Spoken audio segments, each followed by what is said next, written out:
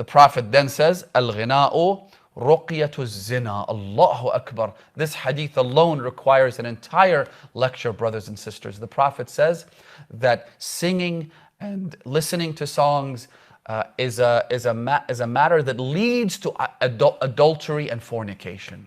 And again, there is this bond, it would seem, between songs, concerts, listening to these immoral music videos and watching them that leads to adultery and fornication. In other words, it hypersexualizes the individual. It elevates their libido. It stimulates their desire and therefore leads to these sinful acts. Influences of music resemble the effects of being inebriated and being drunk. In other words, some of the most powerful intellectual inhibitions that we have in our minds and our brains seem to loosen up when people listen to music. I mean, just think about it.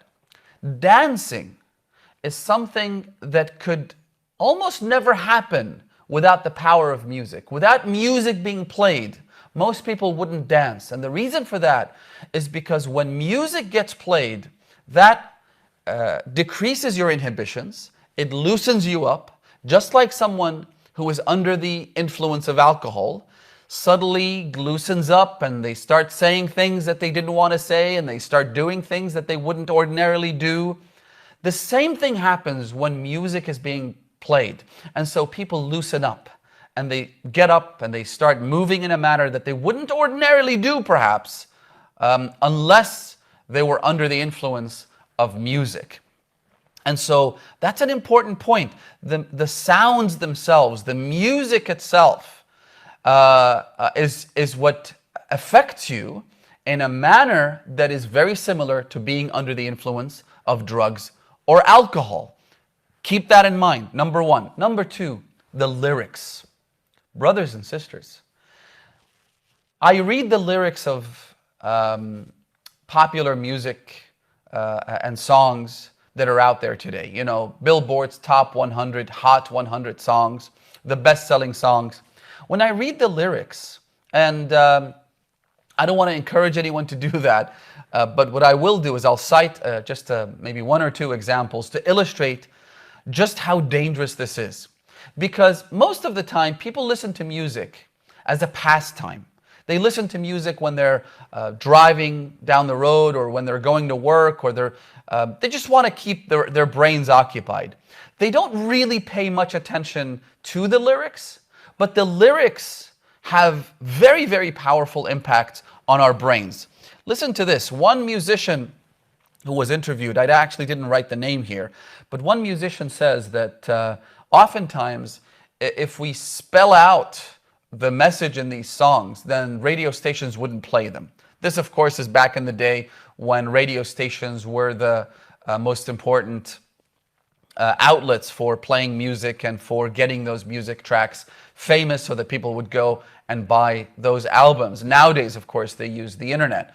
I believe I read a statistic somewhere that says 86% of music consumed in the United States now is being streamed online, right? So people don't really rely on radio stations. But the point that that musician was making, that singer-songwriter, if you like, was that if we spell out the message very clearly, radio stations would censor our music and they wouldn't play them. So instead, we put them between the lines. Listen to this. Mick Jagger, a very famous rock and roll musician, someone who's still out there doing his thing, he says in an interview, in an exchange he had at a university with a reporter, I don't know if he was drunk when he said these things, because it's staggering. It's really shocking, the sorts of things he said, including the fact that he says our music is calculated to drive the kids to sex. I mean, it doesn't get more blatant than this. He says, my music is calculated to do this. And then he said, thanks to the rise of popularity in music videos, not just the music themselves, he said now the message that's embedded in the music as well as the lyrics is being played back in the form of music videos, which are so popular these days, right? You go to YouTube's top trending videos, and almost always number 1, 2, 4, 6, and 7 happen to be music videos. They are so popular. They get millions and millions of views overnight, right? And the reason for that is because you have the music itself, but then that music is translated in dancing. It's translated in overtly sexual postures. And so he says that because these music videos are now so popular and increasingly people are watching those as well as listening to the music itself, he says, now I'm making a hell of a lot more money than I used to. Again, I'm quoting Mick Jagger. Then he says that the music we produce frees up the youth, and I'm quoting him verbatim. He said that they ought to be the youth ought to be able to do whatever they want in spite of their parents, because parents inhibit their ability to express themselves sexually and whatnot. And so music frees up the youth and encourages them to engage in whatever activity they please in spite of parental discipline and what have you. Now, I want to give you one example of the lyrics of Billy Joel, again, a popular singer, songwriter, these are the lyrics to his song, Only the Good Die Young. Just listen to what he says. Again, this is without the music, this is without all the sound effects, this is just the lyrics themselves. Tell me what you think about the immoral message that this is driving home.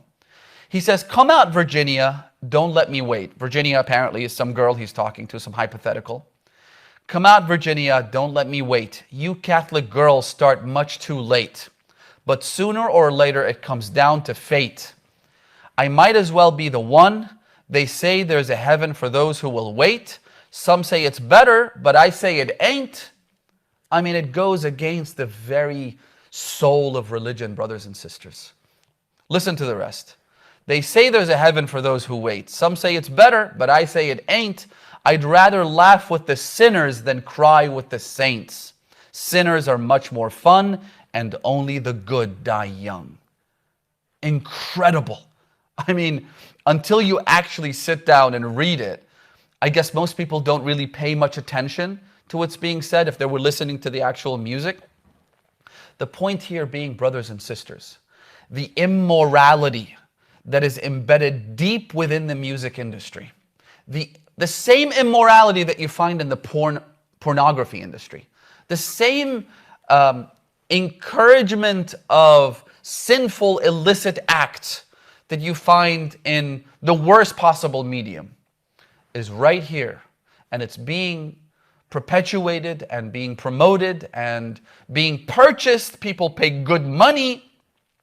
As I said, close to $20 billion was the size of the world's music industry, and that's just direct sales we're talking about. We're not even talking about all the great fandoms that are created around these celebrities and these singers and so forth, right? The sheer amount of time in the United States, the average teenager listens to music 4 hours a day. But the amount of time they spend reading the gossip and everything to do with their favorite singers and following them on social media, the effect is compounded. But I think one of the worst aspects and the effect of the music industry and the songs is the immorality that they encourage.